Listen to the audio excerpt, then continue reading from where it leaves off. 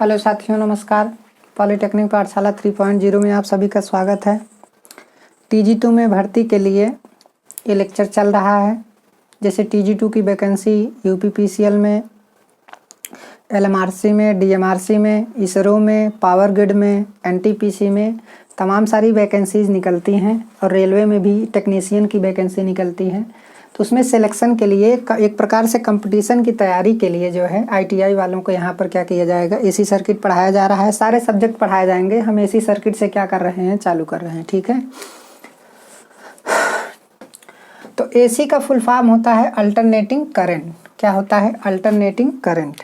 तो alternating current की ये डिफिनीशन होती है कि इसका मैग्नीट्यूड और डायरेक्शन क्या होता है, चेंज होता है। मैग्नीट्यूड और डायरेक्शन, मैग्नीट्यूड एंड डायरेक्शन। क्या? डायरेक्शन। तो मैग्नीट्यूड का मतलब क्या है? जैसे मान लीजिए हमारा क्या है, अल्टरनेटिंग क्वांटिटी है। ये किस वेव के रूप में चलता है? साइन वेव के रूप में चलता है। किस वेव के रूप में? साइन वेव या साइनोसाइडल। साइनोसाइडल, ठीक है, साइनोसाइडल बोला जाता है। अब ये मान लीजिए करंट है हमारी, ठीक है, तो ये किस वेव के रूप में चल रही है? साइनोसाइडल वेव के रूप में चल रही है। तो अब यहाँ पर देखेंगे कि यहाँ पर आपका ओमेगा टी या थीटा या फिर आपका टाइम भी दिखा सकते हैं आप। ठीक है, क्या दिखा सकते हैं? टाइम भी आप क्या कर सकते हैं, दिखा सकते हैं। फिलहाल ओमेगा टी मानिए आप लोग, कोई दिक्कत नहीं है। तो जैसे जैसे टाइम आगे जा रहा है वैसे वैसे इसका मैग्नीट्यूड देखिए बढ़ता चला जा रहा है। देखिए बढ़ रहा है कि नहीं, यहाँ से यहाँ तक ऐसे बढ़ रहा है। फिर यहाँ पे क्या हो गया, मैक्सिमम। फिर जैसे जैसे टाइम आगे जा रहा है फिर वैसे वैसे मैग्नीट्यूड घट रहा है। मैग्नीट्यूड मतलब वैल्यू, ठीक है। अब फिर जैसे टाइम और आगे गया वैसे ही देखिए मान बढ़ने लगा, लेकिन डायरेक्शन क्या हो गया, चेंज हो गया। तो यहाँ से देखिए डायरेक्शन एक ही पॉजिटिव है और यहाँ से क्या है, निगेटिव है। नीचे की तरफ है, ऊपर पॉजिटिव, नीचे क्या है, निगेटिव है। तो डायरेक्शन क्या हो गया, चेंज हो गया। तो कहने का मतलब क्या है कि अल्टरनेटिंग क्वांटिटी एक ऐसी क्वांटिटी है जिसका मैग्नीट्यूड और direction with respect to time क्या होता है, चेंज होता है। जैसे जैसे टाइम आगे जा रहा है वैसे वैसे वैल्यू क्या हो रही है, चेंज हो रही है। देखिए यहाँ पर क्या हो गया, मैक्सिमम हो गया। फिर क्या हो रहा है, घट रहा है। घट रहा है कि नहीं? अब यहाँ पे क्या है, निगेटिव डायरेक्शन में आपका क्या हो रहा है, बढ़ रहा है, बढ़ रहा है। फिर उसके बाद मैक्सिमम, फिर उसके बाद क्या होने लगा, घटने लगा। तो कहने का मतलब क्या है कि ये जो अल्टरनेटिंग क्वांटिटी है, अल्टरनेटिंग क्वांटिटी का मैग्नीट्यूड और direction with respect to time क्या होता रहता है, चेंज होता रहता है। ठीक है। अब ये जो AC है, AC किस वेव के रूप में चलती है? साइनोसाइडल वेव के रूप में चलती है। साइनोसाइडल मतलब sine wave. Sine theta, cos theta, tan theta, sec theta, cosec theta, ये सब चीज़ें आप लोग पढ़े होंगे। तो उसमें जो साइन थीटा होता है उसी वेव के रूप में ये क्या होती है, चलती है। और साइन वेव जो होता है हमेशा ये मूल बिंदु से चलता है। कहाँ से चलता है? मूल बिंदु से, यहाँ से। ठीक है। जैसे ये अल्टरनेटिंग क्वांटिटी है और इसे टाइम के सापेक्ष हम क्या करेंगे, दिखाएंगे, या फिर थीटा के सापेक्ष, या फिर आप ओमेगा टी के सापेक्ष जब इसे एक्स एक्सिस पे दिखाएंगे। अब देखिए तो जैसे जैसे थीटा का मान बढ़ घट रहा है या टी का मान घट रहा है, बढ़ रहा है, तो उस कंडीशन में क्या हो रहा है, इसका मान भी चेंज हो रहा है। ठीक है। अब यहाँ पे क्या है, अब इसका डिफिनीशन यहाँ पे लिख दिया गया है कि इसका मैग्नीट्यूड और direction with respect to time क्या होता है, चेंज होता है। और इसका wave form sinusoidal wave form होता है। ठीक है। इंडिया में इसकी फ्रीक्वेंसी कितनी होती है? 50 हर्ट्ज होती है। इंडिया में जो है इसकी फ्रीक्वेंसी कितनी होती है? 50 हर्ट्ज होती है। हर्ट्ज का मतलब यहाँ पे क्या है, फ्रीक्वेंसी। फ्रीक्वेंसी का यूनिट क्या होता है? फ्रीक्वेंसी का जो यूनिट होता है वो हर्ट्ज होता है। HERTZ, hertz. यहाँ पे एस लगा देंगे तो हर्ट्ज हो जाएगा। तो हर्ट्ज को ही हम क्या बोलते हैं, वन साइकिल पर सेकंड बोलते हैं। ठीक है। इस चीज़ को याद रखिएगा कि फ्रीक्वेंसी के दो मात्रक होते हैं, एक हर्ट्ज हो गया और एक साइकिल पर सेकंड हो गया। अभी उसकी डिफिनीशन हम आपको अच्छे तरीके से बताएंगे। लेकिन यहाँ पर यह जानना जरूरी है आपके लिए कि जो अल्टरनेटिंग क्वांटिटी होती है, जो AC होती है, उसका मैग्नीट्यूड और direction with respect to time क्या होता है, चेंज होता है। जैसे जैसे टाइम आगे बढ़ता है वैसे वैसे उसका मान भी चेंज होता है और उसका डायरेक्शन भी क्या होता है, चेंज होता है। ठीक है। ये किस वेव के रूप में चलती है? साइनोसाइडल वेव फॉर्म के रूप में क्या होती है, चलती है। और इंडिया में इसकी फ्रीक्वेंसी कितनी होती है? 50 हर्ट्ज होती है। इंडिया में इसकी फ्रीक्वेंसी कितनी होती है? 50 हर्ट्ज होती है। ठीक है। अब अगर टाइम पीरियड की बात करें, आपको पता है कि फ्रीक्वेंसी और टाइम पीरियड के बीच में अगर रिलेशन निकालते हैं तो 1/t आता है। ठीक है, टी क्या है? टाइम पीरियड है। अभी इसका भी डिफिनीशन आपको बताएंगे। टाइम पीरियड,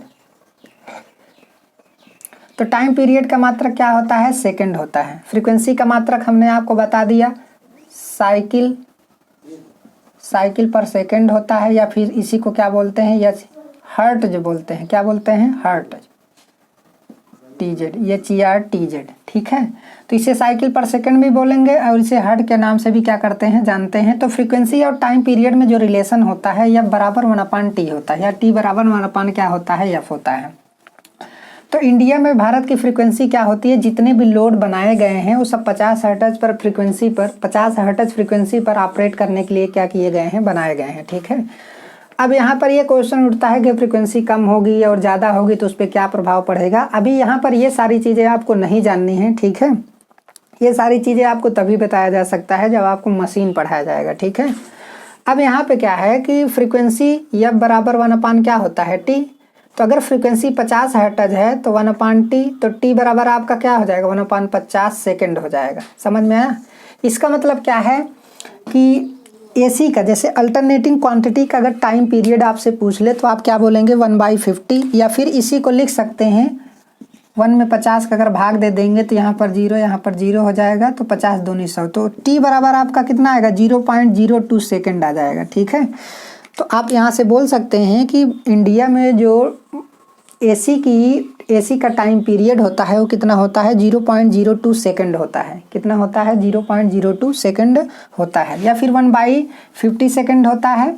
और इन दोनों के बीच में रिलेशन भी आप अच्छे तरीके से क्या कर लीजिए? पढ़ लीजिए। ठीक है, यहाँ पर लिखा गया है कि इंडिया में इसकी फ्रीक्वेंसी 50 हर्ट्ज होती है तथा टाइम पीरियड 1/50 सेकेंड होता है। अल्टरनेटिंग करंट तथा अल्टरनेटिंग वोल्टेज को क्रमशः स्मॉल I बराबर I मैक्स साइन थीटा तथा स्मॉल v बराबर v मैक्स साइन थीटा से लिखते हैं, जो एक इंस्टेंटेनियस वैल्यू है। देखिए, कोई भी अल्टरनेटिंग क्वांटिटी होती है, कोई भी अल्टरनेटिंग क्वांटिटी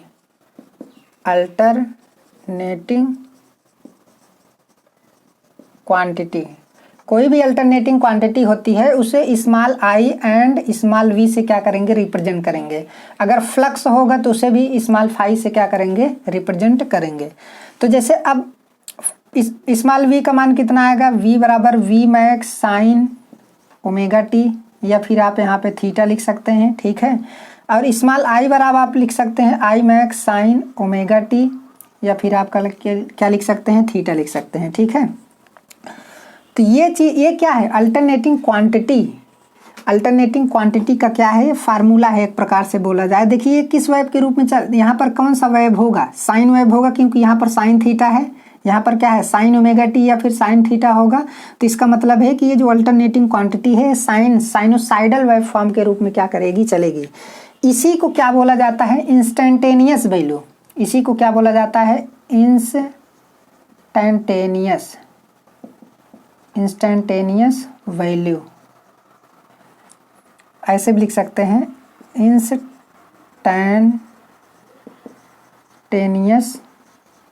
वैल्यू। ठीक है, तात्क्षणिक मान हिंदी में क्या बोला जाता है? तात्क्षणिक मान। तो अभी केवल इसके फार्मूले को आप जानिए, फिर इंस्टेंटेनियस वैल्यू के बारे में आगे आपको बताया जाएगा। अब यहाँ पे क्या है कि जो alternating current and alternating voltage होता है उसे स्मॉल I बराबर I मैक्स साइन थीटा तथा स्मॉल v बराबर v मैक्स साइन थीटा से क्या करते हैं? लिखते हैं, जो एक क्या है? इंस्टेंटेनियस वैल्यू है। अगर इंस्टेंटेनियस वैल्यू की परिभाषा दी जाए तो इंस्टेंटेनियस वैल्यू का मतलब क्या है? एक ऐसी वैल्यू जो हर एक क्षण क्या हो रही हो? चेंज हो रही हो। समझ में आया? एक ऐसी वैल्यू जो हर एक क्षण क्या हो रही हो? चेंज हो रही हो। तो जैसे मान लीजिए अगर इंस्टेंटेनियस वैल्यू की बात करें तो अब यहाँ पे क्या है? ये हमारा AC है। ठीक है, यहाँ पे हमारा क्या है? टाइम पीरियड है T है। ठीक है, अब यहाँ पे हमारी ये क्या है? करंट है। जैसे हमने कहा कि यहाँ पर क्या है? यहाँ पे आपका T बराबर, यहाँ पे कितना है? 0.5, और यहाँ पे आपका कितना है? 0.9।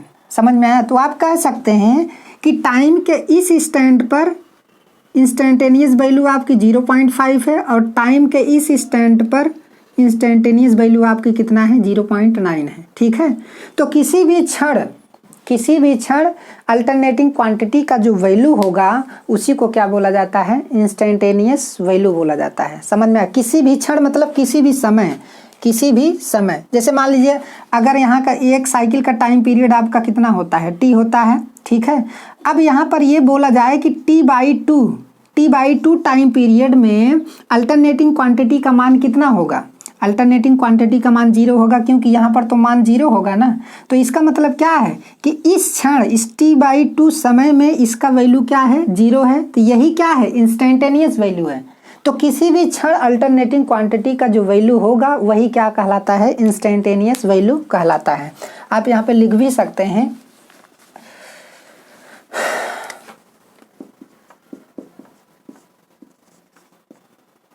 किसी भी क्षण अल्टरनेटिंग क्वांटिटी की जो वैल्यू होगी वह इंस्टेंटेनियस वैल्यू कहलाएगी। समझ में आया? तो आप इंस्टेंटेनियस वैल्यू का डिफिनीशन आप इस तरीके से क्या कर सकते हैं, लिख सकते हैं कि किसी भी क्षण अल्टरनेटिंग क्वांटिटी की जो वैल्यू होगी उसे क्या बोलते हैं, इंस्टेंटेनियस वैल्यू बोलते हैं। ठीक है, आप कह सकते हैं जो इंस्टेंटेनियस वैल्यू होती है वो हमेशा क्या होती है, हर एक क्षण उसका मान क्या होता रहता है, चेंज होता रहता है। मतलब जैसे जैसे टाइम चेंज होगा वैसे वैसे क्या होगा, उसका मान भी क्या होता रहता है, वो चेंज होता रहता है। तो उस कंडीशन में किसी भी टाइम पर उसका जो वैल्यू होगा वही क्या कहलाएगा, इंस्टेंटेनियस वैल्यू कहलाएगा। ठीक है, और इंस्टेंटेनियस वोल्टेज और करंट का जो फार्मूला होता है, स्मॉल आई बराबर आई मैक्स साइन थीटा और स्मॉल वी बराबर वी मैक्स क्या होता है, साइन थीटा होता है। ठीक है, जो अल्टरनेटिंग क्वांटिटी होती है यह एक फेजर क्वांटिटी होती है। क्या होती है, फेजर क्वांटिटी। मतलब इसे स्केलर भी नहीं बोल सकते हैं और ना ही क्या बोल सकते हैं, वेक्टर बोल सकते हैं। इसे क्या बोल सकते हैं, फेजर क्वांटिटी बोल सकते हैं। अब फेजर क्यों बोला जाता है ये भी चीज़ आगे यहाँ पर आपको नहीं समझना है, सिर्फ ये जानना है कि कौन सी क्वांटिटी है, फेजर क्वांटिटी है। अब अगर एग्जाम की बात करें तो एग्जाम में अगर पूछ ले कि करंट कौन सी क्वांटिटी है तो आप क्या लगाएंगे, करंट एक स्केलर क्वांटिटी है एग्जाम के पर्पज से। समझ में आया? करंट वैसे हमेशा जो है स्केलर क्वांटिटी ही होती है, चाहे वो आपका एसी हो और चाहे क्या हो आपका डीसी हो। कोई भी करंट होगी वो हमेशा कौन सी क्वांटिटी होगी, स्केलर क्वांटिटी होगी। समझ में आया? अब यहाँ पे क्या है, अगर साइकिल का डिफिनीशन देंगे तो साइकिल के डिफिनीशन में आप क्या कह सकते हैं, जैसे मान लीजिए ये हमारा क्या है, पॉजिटिव हाफ साइकिल और क्या है, निगेटिव। ये पॉजिटिव हाफ साइकिल और क्या है, निगेटिव हाफ साइकिल है। ठीक है, तो पॉजिटिव और निगेटिव के सेट को क्या बोलेंगे हम, साइकिल बोलेंगे। अगर एक साइकिल का डिफिनीशन देना चाहते हैं तो पॉजिटिव और निगेटिव हाफ साइकिल के सेट को ही हम क्या बोलेंगे, एक साइकिल बोलेंगे। तो यहाँ पर इसकी डिफिनीशन लिखी गई है कि एक positive and negative half cycle के कंप्लीट सेट को हम क्या बोलेंगे, अल्टरनेटिंग क्वांटिटी का एक साइकिल कहते हैं। ठीक है, अल्टरनेटिंग क्वांटिटी का क्या बोलेंगे, एक साइकिल बोलेंगे। तो किसी भी अल्टरनेटिंग क्वांटिटी के पॉजिटिव हाफ साइकिल और नेगेटिव हाफ साइकिल के कंप्लीट सेट को हम क्या बोलते हैं, क्या कहते हैं, साइकिल बोलते हैं। क्या बोला जाता है, साइकिल। एक साइकिल आप बोल सकते हैं। तो एक साइकिल का टाइम पीरियड कितना होता है, टी होता है। अब यहाँ पर देखिए कि एक साइकिल में 360 डिग्री इलेक्ट्रिकल एंगल या 2 पाई रेडियन होता है। अगर एक साइकिल की बात करें, ध्यान से देखिए, अगर एक साइकिल की बात करें तो साइकिल यहाँ से यहाँ तक है, यहाँ पर आपका 0 है, यहाँ पर आपका 90 है, यहाँ पर आपका कितना होगा, 180 होगा, और यहाँ पर आपका 270 होगा, और यहाँ पे आपका कितना होगा, 360 डिग्री होगा। तो एक साइकिल कितना डिग्री इलेक्ट्रिकल एंगल बना रही है, 360 डिग्री इलेक्ट्रिकल एंगल बना रही है। और इसी 360 को आप किस में बदलेंगे, रेडियन में बदलेंगे। तो 360 गुणे पाई बटे कितना हो जाएगा, 180 हो जाएगा। तो 180 दूना कितना हो जाएगा, तो यहाँ पे 2 पाई आ जाएगा। तो ये रेडियन में हो गया, किस में हो गया, रेडियन में हो गया। ठीक है, तो अगर ये क्वेश्चन पूछा जाए कि एक साइकिल जो होता है, अल्टरनेटिंग क्वांटिटी का जो एक साइकिल होता है वो कितना डिग्री इलेक्ट्रिकल एंगल क्या करता है, फॉर्म करता है, तो 360 डिग्री या फिर 2 पाई रेडियन एंगल क्या करता है, वो फॉर्म करता है। ठीक है, अल्टरनेशन की बात करें तो अल्टरनेशन क्या होता है, यहाँ पर अल्टरनेशन के बारे में पढ़ेंगे। क्या पढ़ेंगे? अल्टरनेशन के बारे में पढ़ेंगे। तो जैसे अल्टरनेशन क्या है कि कोई भी अल्टरनेटिंग क्वांटिटी जो होती है, अगर वो एक हाफ साइकिल कंप्लीट कर रही है तो उसी को क्या बोला जाता है? अल्टरनेशन बोला जाता है। ठीक है, तो अल्टरनेटिंग क्वांटिटी कि वन हाफ साइकिल को अल्टरनेशन के नाम से क्या करते हैं? जानते हैं। जैसे अल्टरनेटिंग क्वांटिटी है हमारा इस साइनोसाइडल वेव फॉर्म के रूप में क्या करती है? चलती है। तो इसका जो वन हाफ साइकिल होगा, चाहे आपका पॉजिटिव हाफ साइकिल हो और चाहे आपका क्या हो? निगेटिव हाफ साइकिल हो, इसी को क्या बोला जाता है? अल्टरनेशन बोला जाता है। अल्टरनेशन। अब यहाँ पे अल्टरनेशन हम आपको इसलिए पढ़ा दिया। अब ये क्वेश्चन पूछा जाता है कि एक जो अल्टरनेशन होता है वो कितना डिग्री इलेक्ट्रिकल एंगल बनाता है? 180 डिग्री इलेक्ट्रिकल एंगल बनाता है। कितना बनाता है? Electrical angle. ठीक है, तो यहाँ पर देखिए एक हाफ साइकिल कितना डिग्री बनाता है? यहाँ पे आपका 0 है, यहाँ पे क्या है? 180 है, तो यहाँ पे आपका कितना है? 360 है। तो अगर ये निगेटिव हाफ साइकिल की बात करें तो 360 में 180 घटा देंगे तब भी तो ये 180 ही नहीं आएगा। 180 ये हो गया, 180 ये हो गया। तो चाहे पॉजिटिव हाफ साइकिल हो चाहे निगेटिव हाफ साइकिल हो, उसी को क्या बोला जाता है? अल्टरनेशन बोला जाता है। और कितने डिग्री का इलेक्ट्रिकल एंगल वो क्या करता है? फॉर्म करता है। 180 डिग्री का इलेक्ट्रिकल एंगल क्या करता है? वो डिजाइन करता है। ठीक है,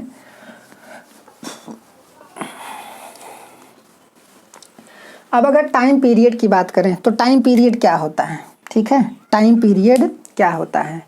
टाइम पीरियड का मतलब है कि जैसे ये एक साइकिल है, ठीक है, अल्टरनेटिंग क्वांटिटी का एक साइकिल का जो सेट है, क्या है? एक साइकिल है। ये क्या है? एक साइकिल है। तो ये एक साइकिल जो है हमारा, इसको कंप्लीट करने में जितना टाइम लगता है उसी को क्या बोलते हैं? टाइम पीरियड बोलते हैं। उसी को क्या बोला जाता है? टाइम पीरियड बोला जाता है। मतलब एक साइकिल को कंप्लीट करने में अल्टरनेटिंग क्वांटिटी के द्वारा जितना समय लगता है उस समय को क्या बोलते हैं? हम टाइम पीरियड बोलते हैं। समय का मात्रक क्या होगा? सेकंड होता है। क्या होता है? सेकंड। यहाँ पे टाइम पीरियड के डिफिनीशन के बारे में लिखाया गया है। एक साइकिल को कंप्लीट करने में लिया गया समय टाइम पीरियड कहलाता है। ठीक है, अब फ्रीक्वेंसी की बात करें। फ्रीक्वेंसी क्या होता है? फ्रीक्वेंसी का मतलब एक सेकंड में जितने नंबर ऑफ साइकिल बनेंगे।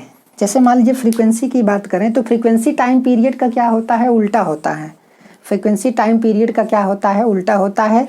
यहाँ पर क्या है कि एक साइकिल को कंप्लीट करने में जितना समय लग रहा है वो आपका क्या है? टाइम पीरियड है। और यहाँ पे क्या है कि एक सेकंड में जितना साइकिल कंप्लीट होगा वही उसकी क्या होगी? फ्रीक्वेंसी होगी। तो यहाँ पर लिखा गया है कि एक सेकंड में जितने नंबर ऑफ साइकिल बनेंगे उसे अल्टरनेटिंग क्वांटिटी का फ्रीक्वेंसी कहते हैं।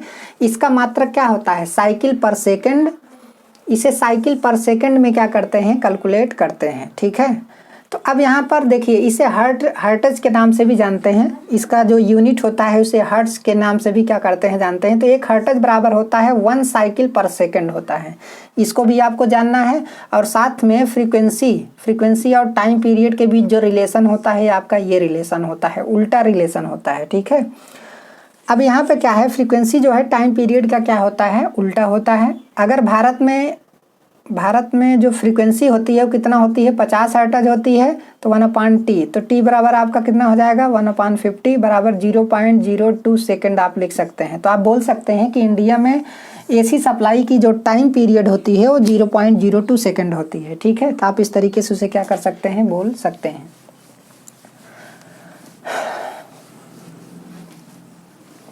अब यहाँ पे अगर एम्पलीट्यूड की बात की जाए, किसकी बात की जाए? एम्पलीट्यूड। एक होता है एम्पलीट्यूड।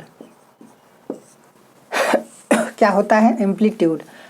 इससे पहले हम कुछ और देख लेते हैं। अब यहाँ पर जो फ्रीक्वेंसी होता है, फ्रीक्वेंसी बराबर 1/, क्या होता है? टी होता है। ठीक है, लेकिन फ्रीक्वेंसी के और सारे फार्मूले होते हैं। जैसे ओमेगा बराबर आपका 2πf होता है। इसे एंगुलर फ्रीक्वेंसी बोलते हैं। क्या बोलते हैं? Angular frequency. क्या बोलते हैं? एंगुलर फ्रीक्वेंसी बोलते हैं। ठीक है, और ये क्या है? आपका फ्रीक्वेंसी है।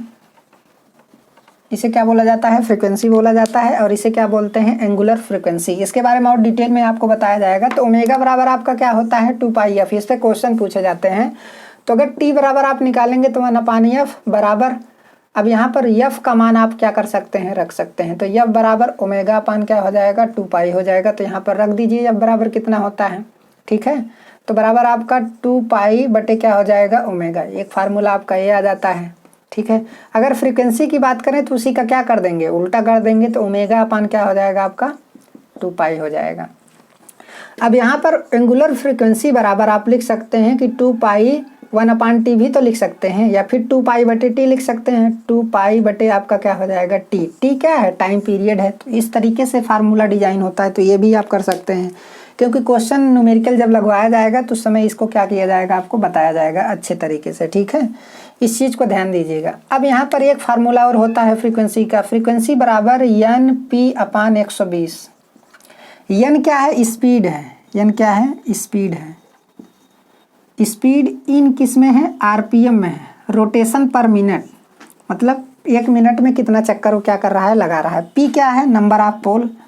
पी आपका क्या है, नंबर ऑफ पोल, ठीक है। तो इस चीज़ को भी लिख लीजिएगा। अब ये फ्रीक्वेंसी कहाँ से आई, ये फ्रीक्वेंसी किसी जनरेटर से आई, ऐसे जनरेटर से आई जो अल्टरनेटिंग सप्लाई को क्या कर रही है, जनरेट कर रही है, जो एसी सप्लाई को, जो अल्टरनेटिंग करंट को क्या कर रही है, जनरेट कर रही है, या फिर अल्टरनेटिंग वोल्टेज को क्या कर रही है, जनरेट करती है। अल्टरनेटिंग वोल्टेज कैसे जनरेट होगा, आप फैराडे का नियम पढ़े होंगे, वहाँ पर डायनेमिकली इंड्यूस ईएमएफ पढ़े होंगे। तो डायनेमिकली इंड्यूस ईएमएफ में आप पढ़े होंगे कि जब कोई भी कॉइल कंडक्टर किसी स्थिर मैग्नेटिक फील्ड में रोटेट करती है, समझ में आया, तो उस कंडीशन में उसमें एक ईएमएफ बनता है। क्या बनता है, ईएमएफ बनता है। आप कह सकते हैं कि फैराडे के नियम के अनुसार जब किसी मैग्नेटिक फील्ड में कोई कॉइल रोटेट करती है तो फ्लक्स काटेगी, और फ्लक्स जब काटेगी तो उसमें एक ईएमएफ इंड्यूस होता है, और उस ईएमएफ के कारण उसमें एक करंट डेवलप होता है जिसे अल्टरनेटिंग करंट बोलते हैं, और ईएमएफ को क्या बोलेंगे, अल्टरनेटिंग ईएमएफ बोलेंगे। और उसके आउटपुट में जो वोल्टेज मिलेगा उसे अल्टरनेटिंग वोल्टेज के नाम से क्या करते हैं, जानते हैं। तो वहीं से ये फ्रीक्वेंसी का फार्मूला आया है। ये क्या है, उस कॉइल की स्पीड है, वो जो कॉइल मैग्नेटिक फील्ड में घूम रही है उसकी स्पीड है आरपीएम में, और पी क्या है, वहाँ पर जितने नंबर ऑफ पोल बने हैं, ये पोलों की क्या है, आपकी संख्या है उस मशीन में, ठीक है।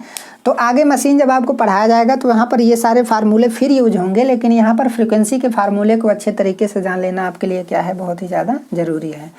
अगर एम्पलीट्यूड की बात करें, किसकी बात करें, एम्पलीट्यूड, ठीक है। एम्पलीट्यूड क्या होता है, तो एम्पलीट्यूड यहाँ पर अगर लिखेंगे एम्पलीट्यूड, एम्पलीट्यूड का मतलब क्या है कि जैसे कोई भी अल्टरनेटिंग क्वांटिटी जो है उसका हाफ साइकिल होगा और क्या होगा, नेगेटिव हाफ साइकिल होगा, तो इसकी जो मैक्सिमम वैल्यू होगी, इसकी जो क्या होगी, मैक्सिमम वैल्यू, इसी को क्या बोला जाता है, एम्पलीट्यूड बोला जाता है, एम्पलीट्यूड, ठीक है। इसकी जो मैक्सिमम वैल्यू होगी, चाहे पॉजिटिव हाफ साइकिल की हो, चाहे क्या हो, निगेटिव हाफ साइकिल की हो, तो इसकी जो मैक्सिमम वैल्यू होगी उसी को क्या बोला जाता है, एम्पलीट्यूड बोला जाता है। इसे क्रीस्ट वैल्यू के नाम से जानते हैं, क्रीस्ट वैल्यू,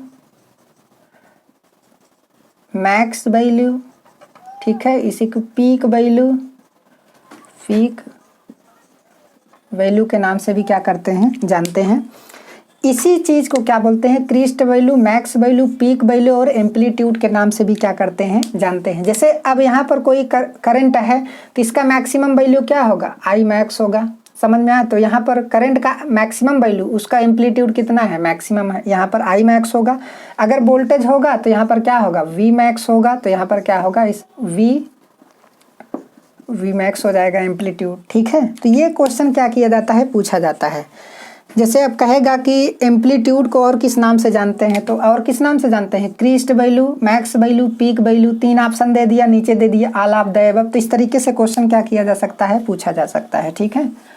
और कैसे क्वेश्चन बनते हैं ये सारी चीज़ें आपको अच्छे तरीके से बताई जाएंगी। आज एसी का कुछ बेसिक आपको बताया गया है, और अगला लेक्चर जो है कल आपको पढ़ाया जाएगा, एसी से संबंधित ही आपको क्या किया जाएगा, पढ़ाया जाएगा। तो अगर ये वीडियो आप लोगों को अच्छा लग रहा है तो चैनल को ज़्यादा से ज़्यादा सब्सक्राइब करिए और शेयर भी कीजिए, बहुत ही ज़्यादा शेयर कीजिए, तो पढ़ाने में बहुत अच्छा लगेगा और बहुत अच्छे तरीके से आपको पढ़ाएंगे। TG2 की पूरी तैयारी करवा देंगे। अगर आप पढ़ने वाले हैं तो आपका सिलेक्शन भी हो जाएगा, कन्फर्म है, ठीक है। धन्यवाद।